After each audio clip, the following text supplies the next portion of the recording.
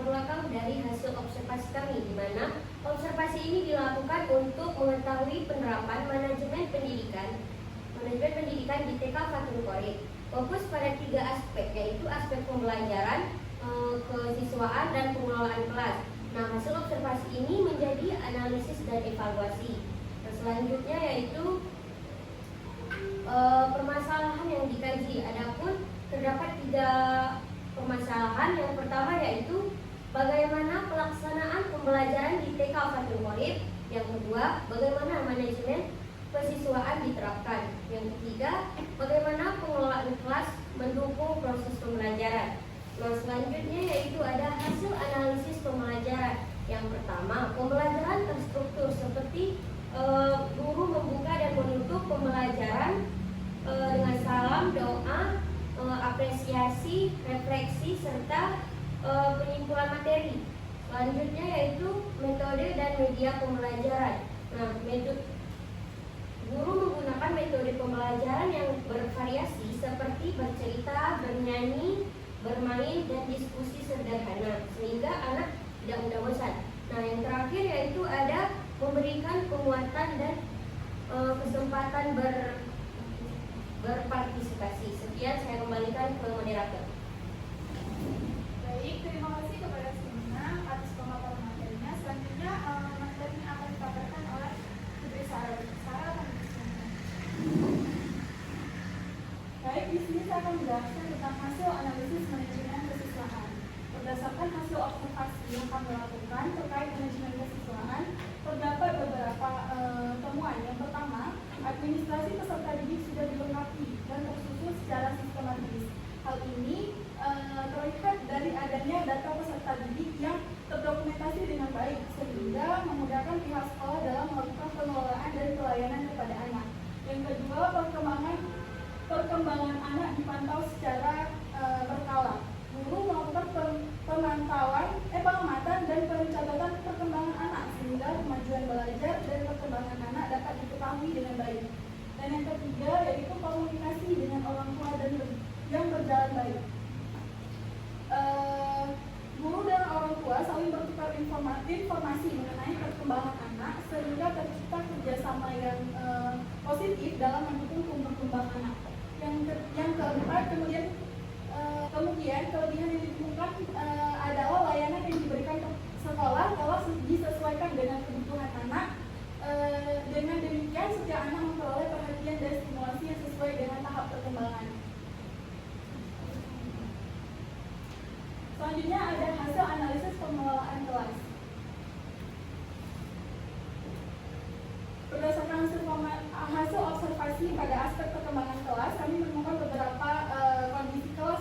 Berdasarkan hasil observasi pada aspek pengelolaan kelas, kami menemukan bahwa kondisi kelas sudah aman, bersih, dan nyaman untuk kegiatan belajar anak ini. Selain itu, penataan ruang kelas juga disesuaikan dengan tema pembelajaran yang sedang berlangsung. Hal ini membuat lingkungan belajar menjadi lebih menarik dan membantu anak memahami materi yang dipelajari.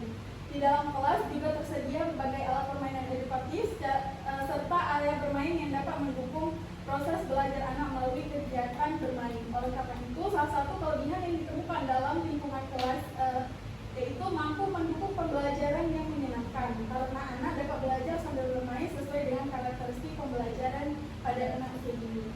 Selanjutnya, strategi atau solusi pengembangan. Yang pertama, menambah inovasi media pembelajaran. Yang kedua, memanfaatkan teknologi sederhana untuk dokumentasi perkembangan anak. Yang ketiga, meningkatkan kolaborasi antara guru dan orang tua. Dan yang terakhir, melakukan evaluasi pembelajaran secara berskala. Sekian dari saya kembalikan kepada moderator. Terima kasih kepada Putri Sarah. Selanjutnya materi yang akan saya sampaikan yaitu berkaitan dengan manajemen pendidikan. Pertama itu ada perencanaan atau planning. Perencanaan terlihat dari cara guru menyusun kegiatan pembelajaran sebelum dilaksanakan. Guru merancang pembelajaran yang sesuai dengan tema menggunakan media yang konkret seperti kartu huruf atau permainan edukatif, serta menyiapkan kegiatan yang menarik bagi anak. Yang kedua itu ada pengorganisasian atau Pengorganisasian terlihat pada pengelolaan peserta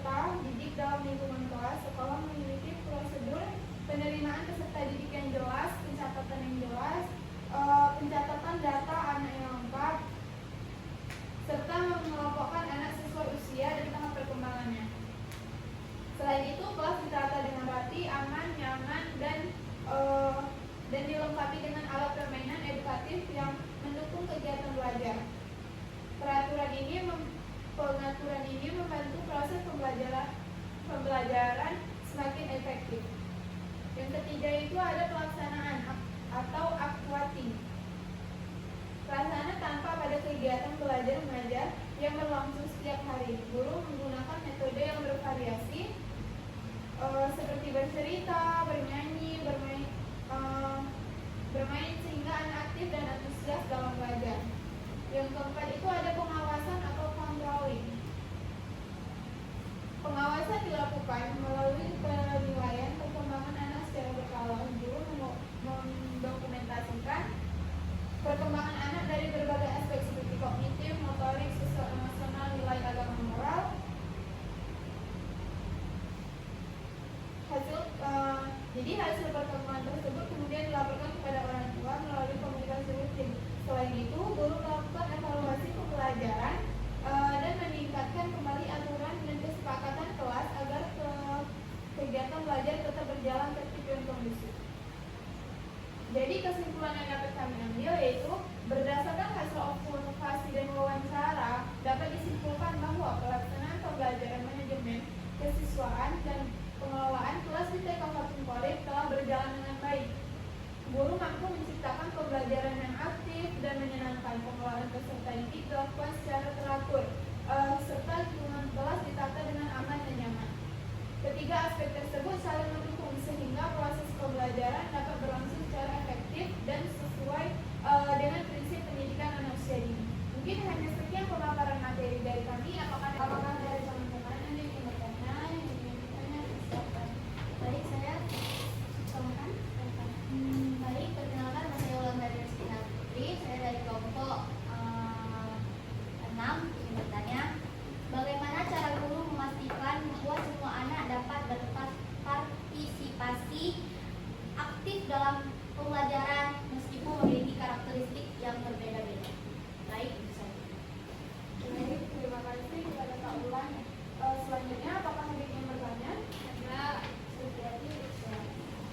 Baik, perkenalkan saya Supriyati dari kelompok 6. Pertanyaannya, apa indikator yang digunakan sekolah untuk menilai bahwa manajemen kesiswaan sudah berjalan dengan baik? Baik, terima kasih kepada Supriyati. Selanjutnya, apakah ada lagi yang ingin bertanya? Kenapa komunikasi antara guru dan orang tua sangat penting untuk perkembangan anak usia dini? Baik, terima kasih. Selanjutnya, Baiklah, perkenalkan nama saya Rita Adia. Sini saya ingin bertanya, yaitu pertanyaannya, bagaimana pengelolaan kelas yang baik dapat mempengaruhi kenyamanan dan keberhasilan belajar anak? Sekian, terima kasih.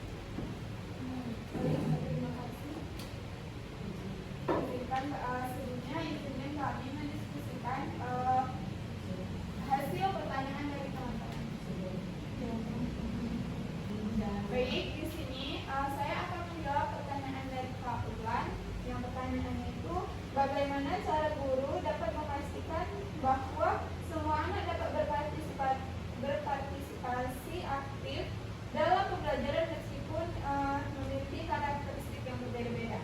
Jadi jawabannya itu, guru memastikan semua anak dapat berpartisipasi dengan memberikan kegiatan yang bervariasi dan sesuai dengan kebutuhan serta kemampuan anak tersebut. Guru juga memberikan kesempatan yang sama kepada setiap anak untuk terlibat dalam kegiatan, memberikan motivasi, serta menciptakan suasana belajar yang nyaman agar anak merasa percaya diri untuk berpartisipasi. Apakah jawaban tersebut bisa diterima, Pak? Baik, Terima kasih.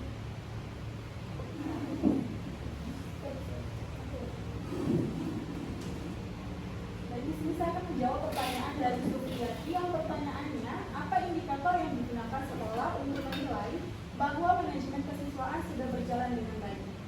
Jawabannya, indikator dapat dilihat dari kelengkapan administrasi peserta didik, pemantauan perkembangan anak yang dilakukan secara berskala, komunikasi yang baik dengan orang tua, serta kemampuan sekolah dalam memberikan layanan yang sesuai dengan kebutuhan dan perkembangan anak.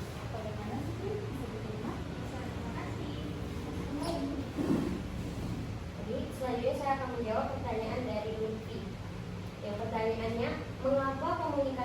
antara guru dan orang tua dianggap penting dalam mendukung perkembangan anak.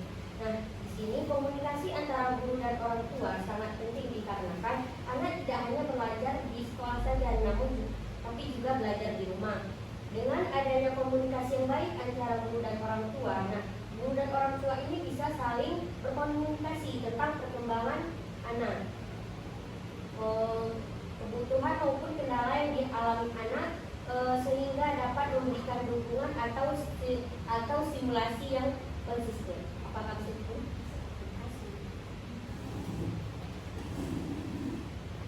Selanjutnya di sini saya akan menjawab pertanyaan dari Ara. Yang pertanyaannya, bagaimana pengelolaan kelas yang baik dapat mempengaruhi kenyamanan dan keberhasilan belajar anak? Jawabannya, pengelolaan kelas yang baik menciptakan lingkungan belajar yang aman, bersih, nyaman, dan menarik bagi anak. Kondisi tersebut membuat anak lebih fokus, merasa senang saat belajar, serta lebih aktif dalam mengikuti kegiatan pembelajaran. Akibatnya proses belajar menjadi lebih efektif dan tujuan pembelajaran dapat tercapai dengan lebih optimal.